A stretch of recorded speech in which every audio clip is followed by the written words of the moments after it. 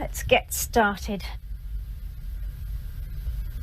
This is the speaking test of the International English Language Testing System taking place on Saturday the 11th of March at Beacon Centre, centre number BN367. The candidate is Sabrine Valancheri and the candidate number is 0003400. The examiner is Carol Kennedy and the examiner number is 433816. Good afternoon. What is your full name, please? My full name is Sabrine Valancheri. And what should I call you? You can call me Saba. May I see your identification, please, Saba? Yes, here it is.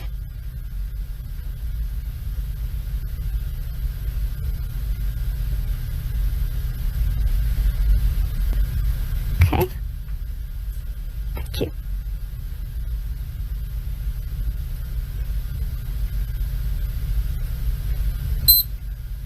Now, in this first part, I'd like to ask you some questions about yourself. Let's talk about where you live. Where do you live in your country? I live in Hyderabad, which is the capital of Andhra Pradesh, in the southeast of India. It is a very big city. About 7 million people live there.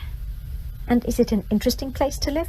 Oh yes, a very interesting place to live. Hyderabad has a very long history. So there are lots of ancient forts, mosques and other monuments. There is a very beautiful lake and there are also lots of wonderful markets. And will you live in Hyderabad in the future? Yes, I think once I finish my studies here, I'll go back to Hyderabad. My husband is from Hyderabad too, so I think we'll stay there. Now let's talk about hobbies and interests. What hobbies and interests are popular in your country? People have many different pastimes in my country. I think the most popular these days are things like gardening and do-it-yourself, which is when people, usually men, make things for their home. I think women tend not to have too many hobbies. You can't really call shopping a hobby. I think in the past, women used to fill up the leisure time that they had with craft activities, but sewing and knitting aren't so common these days. I think reading is still very popular, especially now these days with the new e-readers. And which hobbies and interests do you enjoy? Well, like a lot of people, my work takes up a lot of my time. And at the weekend, I like to meet up with my friends or go out with my husband. So I don't really have much time for hobbies. But I do read a lot, especially history and biography. Also, I love collecting art. So I go to a lot of art fairs. I really like colourful, abstract art, which really brighten up our homes. And what hobbies and interests did you have as a child? Gosh, that was a long time ago. Let me think. I used to collect key rings. I think I had about 20 or 25. They were silly things really, but fun for a small child. I used to like painting and drawing. My parents were very supportive and they bought me a lot of oil paints, but I'm not really very talented.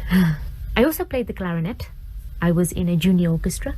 I remember once we played a concert and my reed broke during the first piece, and so I couldn't make any sound. And do you think parents should encourage their children to have a hobby or interest? Oh yes, very much so.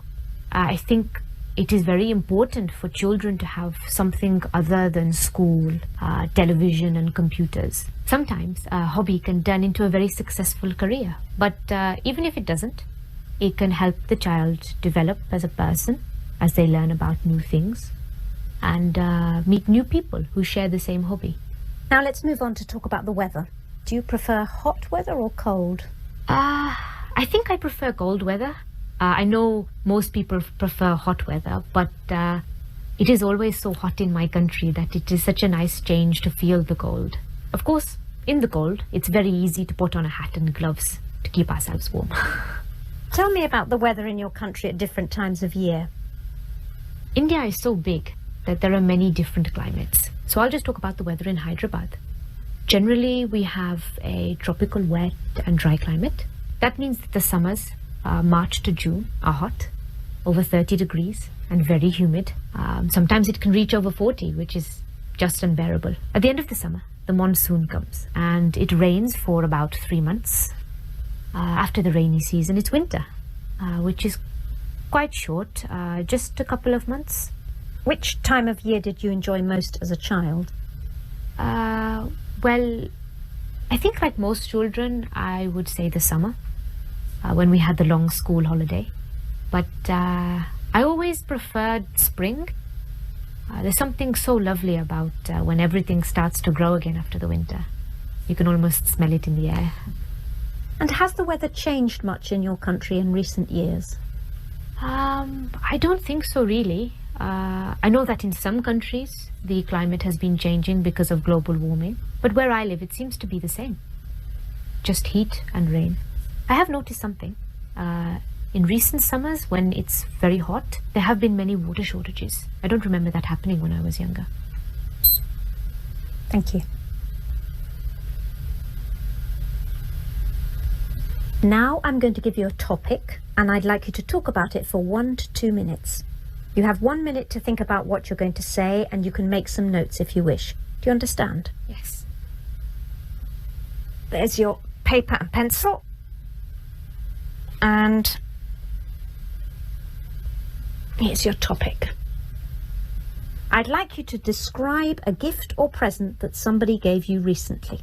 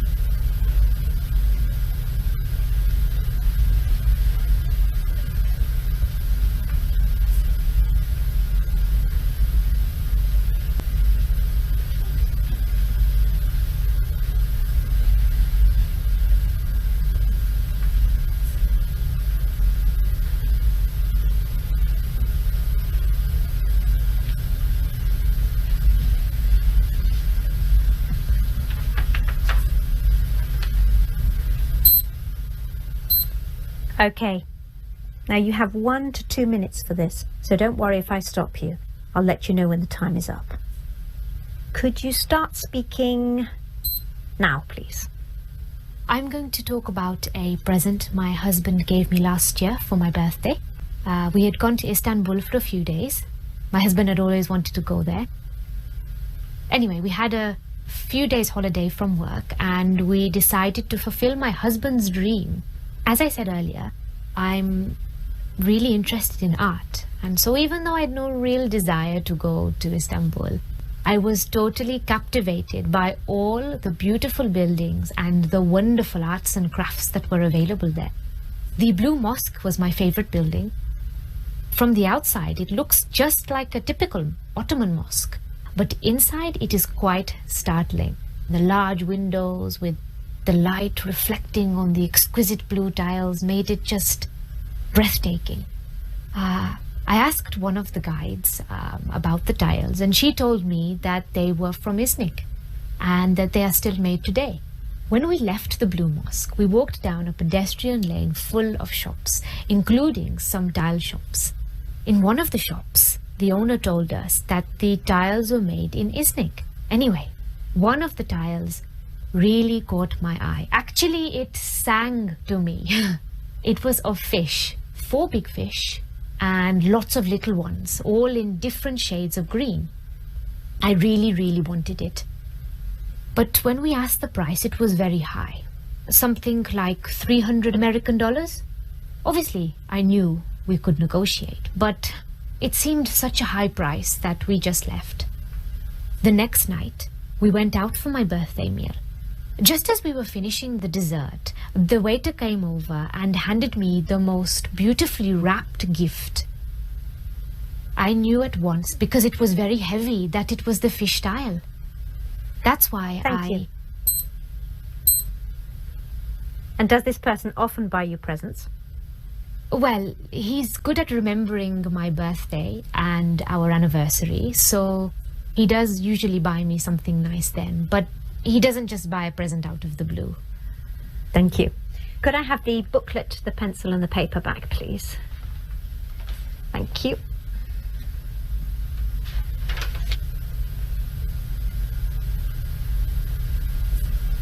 Now, you've been telling me about a present you received, and I'd like to ask you some more general questions related to this. So let's talk about attitudes to gifts. Can you tell me something about how people feel when they receive a homemade gift and when they receive a shop-bought gift? Well, I think as with everything, it depends on the person and the gift. When a grandchild makes something for their grandparents, like a bookmark or a clay pot that they've made at school, then obviously their grandparents will treasure it. For adults, I think it's a bit different. If people are going to give homemade gifts, then they need to be of really good quality. Why do you say that? Well, when children make things, it's the thought that counts. But when it's adults making things, it has to look like the present is a proper present, rather than something they've made just because it's cheaper. Of course, the thought still counts, and in many ways, our time now is more important or precious than money. So if somebody has spent a lot of time making a gift, it will mean a lot. But if someone has made some chutneys or pickles or some other type of food, then it has to be edible and taste nice as well. So what about shop-bought gifts? Most gifts these days are shop-bought. And there isn't really anything wrong with that. What is important, I think, with a shop-bought gift is that the person buying the gift should spend some time thinking about what the other person would really appreciate. It's no good a husband going into a perfume shop and buying the first perfume he likes. He needs to see what perfume his wife is wearing. That shows his wife that he's paying her attention. And do you think that children get more pleasure receiving gifts than adults do? Yes and no. Obviously, children love receiving gifts, but children do generally get a lot of gifts. Children these days are spoiled and they get too many gifts. So the more gifts they get, the less they value them. Adults, on the other hand, generally have the resources to buy things for themselves. So if they really want something, they can buy it. Of course, this then makes present buying for adults much more difficult. But of course, there are things that we like that we can't really afford, or we can afford them but can't justify their expense. What sort of things are you thinking of? For women, it might be perfume or a day at the spa or a new pair of party heels. For men, usually something to do with their hobbies or books or CDs. Do you think that more people get more pleasure giving or receiving gifts? This is a tricky one. Why? Well, I think most people get pleasure out of both. Of course, it depends. We may not get a lot of pleasure out of giving gifts to children who we know may not appreciate them. But if we have found the perfect gift for someone we love and we know it's going to make them happy, well, then this will really fill our hearts with joy. Similarly, if someone receives a gift of something that they don't really want, or they can sense that it has been bought out of haste, then this isn't really going to make them feel that good. But if it's something wonderful, then, well, of course, they're going to feel fantastic about it. Let's move on to talk about the commercial aspects of giving. How much do advertisements influence people when they buy gifts? In my opinion, probably not too much. I mean, most adverts are for things like cars and household products, which aren't really gifts. Although a lot of young people like to be given new phones and other gadgets. So if a parent isn't sure which model to get, then they could be influenced by advertising. And do you think that some festivals have become commercialized as a result of the emphasis on buying gifts? Oh, yes, definitely. Yes. In fact, I think it's much worse than that. It's not just the old festivals becoming commercialized, but so-called new ones being created just for the sake of present giving. Can you tell me more about that? Yes, things like Valentine's Day and Mother's Day. These aren't Indian traditions, but suddenly we find we have to buy a present for our spouse on Valentine's Day. And while it is nice to recognize how important our mothers are, surely it should be something we do every day, not just once a year when we buy her some chocolates. Thank you very much, Saba. That is the end of the speaking test.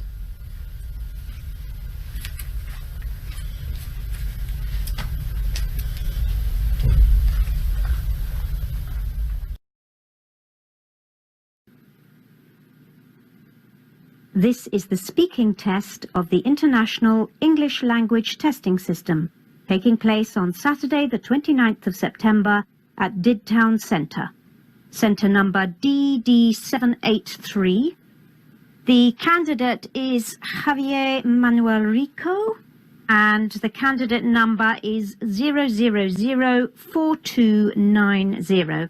The examiner is Carol Kennedy, examiner number 433816. Good morning. My name is Carol Kennedy. Can you please tell me your full name? Yes, I'm Javier Manuel Rico. And what should I call you? You can call me Xavi. Can I see your identification, please, Xavi? Here.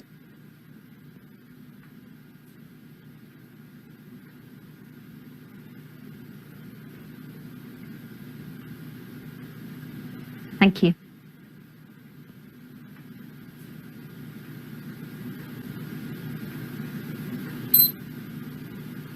Right. In the first part of the interview, I'm going to ask you some questions about yourself. So let's talk about what you do. Do you work or study? I'm still studying in my final year. I've nearly finished my course. And what are you studying? And do you enjoy it? I'm studying law, and yes, I do enjoy it, most aspects of it. But in this final year, there's a lot of hard work and a lot of reading, and I cannot say that I enjoy all of this reading, but what I really enjoy is working on case studies. What I mean is discussing cases. I like to exchange ideas with people. So what are your future plans? I want to have a career in law. I have to decide which area to specialize in first, and then maybe study for another 4 or 5 years. I hope to specialize in environmental law, which is the law that businesses use to have to abide by to ensure that their practices do not affect the environment. Let's talk about friendships. How do you spend time with your friends? Like most other people, I think, having a drink or a meal. I play football sala with some old friends. I think it's called five-a-side in this country. There are sometimes 6 or 7 of us. I haven't been able to keep it up, so I'm looking forward to getting back into it. And is there one person you could call your best friend? I would say maybe my girlfriend is my best friend. Although if you ask her, maybe she doesn't say this. But among my male friends, I do not think that I have a friend who is closer than all the others. In Spain, we tend to have a big group of friends. On the weekend, maybe a Friday or Saturday, we will all go out together. Sometimes classmates from school or university, and a big group of guys and girls, 15 to 20 of us, will go out and have a meal or end up in a club or a bar and sing some music. And can you tell me about a friend you remember from your childhood? That is going back a long time. There is a boy that I don't know now, but was a very good childhood friend of mine, was called Hector. We were about 9 or 10 years old, and we did everything together. He was kind of geeky, I guess. I had other friends that I had similar interests with and I did sport with, but I liked Hector because he was very different. He used to play with chemistry sets and fix engines and things like this. But then we went on to different secondary schools and we made new friends and we grew apart. Now let's move on to talk about culture. Tell me about something that you feel is special to the culture in your country. I mean, it could be the food or maybe the music or perhaps art and literature. I could talk about any of these things, but give me a moment. I think it's better that I talk about food. I'm very proud of Spanish art and literature, but I think that I know most about food. You could say I'm a food expert. Actually, I think Spanish food could be more recognized. I mean, everybody knows dishes like tortilla and paella, and there are tapas restaurants in every city, but our cuisine is more sophisticated than that. And when everybody comes to Spain, they think that we only ever eat snacks, and when you go for a meal, there are lots of dishes on one table. There are some very good tapas restaurants, but most of them are, how do you say, specialized, not specialized, standardized, because they make the food so that everybody will like it. It's like Italian food or Chinese food. So is there a traditional dish that's associated with your country? I'd say that there are not one traditional dish, but there are many regional dishes that are famous. For example, paradilla is very famous in coastal areas, which is grilled seafood, and everyone will have every kind of fish you can imagine. But if you're in the mountains, you will eat food that is from the mountains, maybe deer or goat or things like this. But don't think that Spanish food is necessarily just about traditional dishes. Like I say, the best restaurants are the most adventurous. Thank you.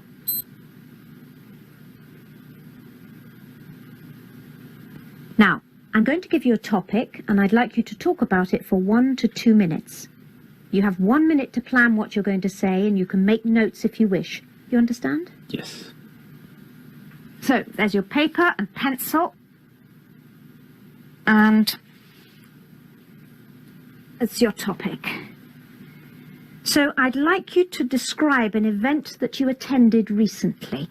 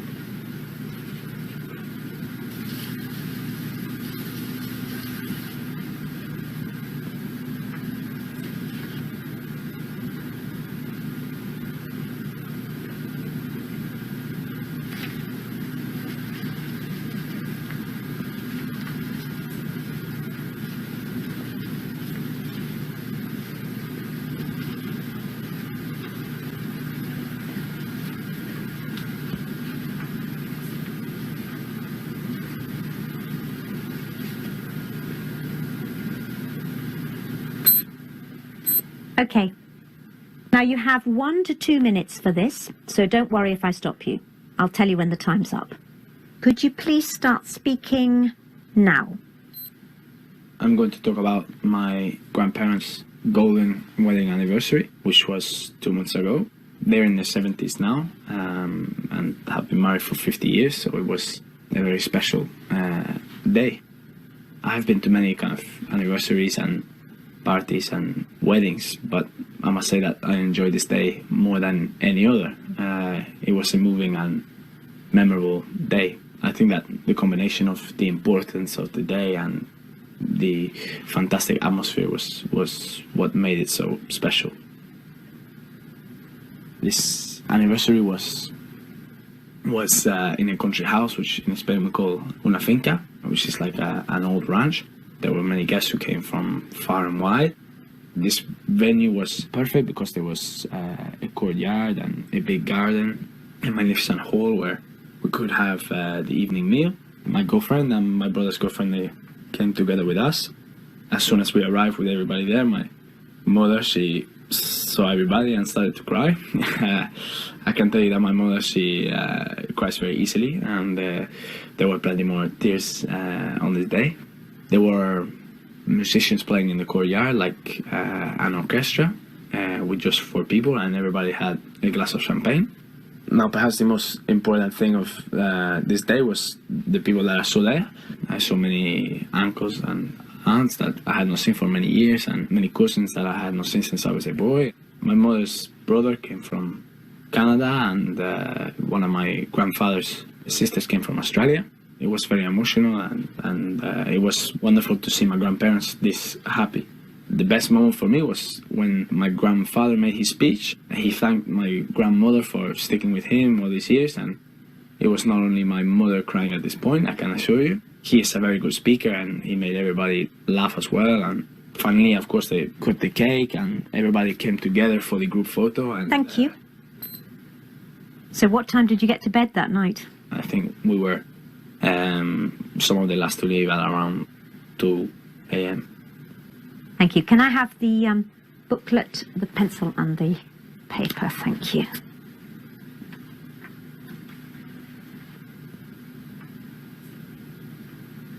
Now, you've been telling me about an important event in the past that you attended. Now, in the final 5 minutes of this test, I'd like to ask you some more general questions that are related to this. Let's talk about past events in general. Do you think photographs are the best way to record and remember special events in our lives? That's a really good question. And I mean, of course, photos are a part of our lives now in a way that was not possible in other eras. I read the other day that more photos are taken now than ever before, and I mean millions or maybe billions of photos every day. It's as if we have to take a photo to prove that something happened. I can understand that. I mean, I think that people want to remember special events and even everyday things too. And personally, I love taking photos when I go places and see my friends, and I also love looking at old photos. I think they can provide an insight into the past as well. Why do you think that? I think that they can be very powerful and remind us of special places and people, and even remind us what we were doing this day or how we can be feeling in this moment.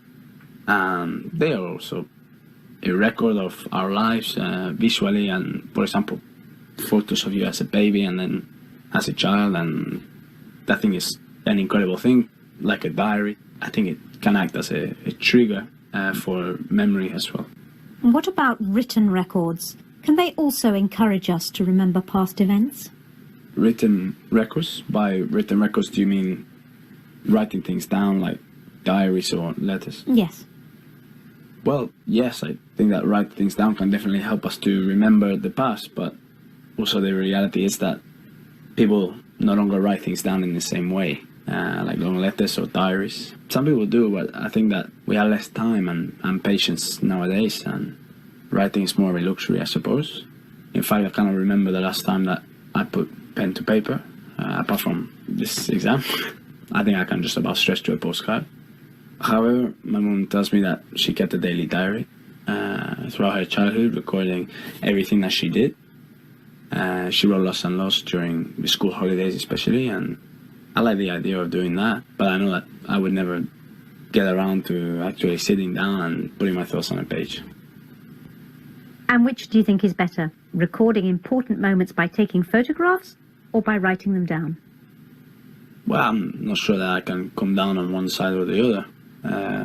Though on balance, I would say that visual image is more powerful. I'm trying to think of a good example here. There are so many famous photos that capture a moment in time, but one particular photo stands out for me is the image of the wall coming down in Berlin, in Germany in 1989. When you look at the photos, you can imagine the place and the time and the moment very, very clearly. And I think it's amazing that one image can do that. Some people think that it's more important to be concerned about events in the future than events in the past. What do you think? I'm not sure that I can agree with that, because I do not believe we can make sense of the future unless we understand what happened in the past. Why do you say that? Well, in Spain we are very proud of our culture and identity, and I'm sure that that is true for many people across the world. Maybe that's why so many people spend a lot of time researching back into their family history. I know that from traveling around to other countries like the UK, how important history is and how important celebrating the past is. It enables people to understand where they came from and where they are going. So in a sense, the past and the future are linked. So we cannot forget the past, even if we do want to concentrate on the future. Thank you very much. That's the end of the speaking test. Thank you.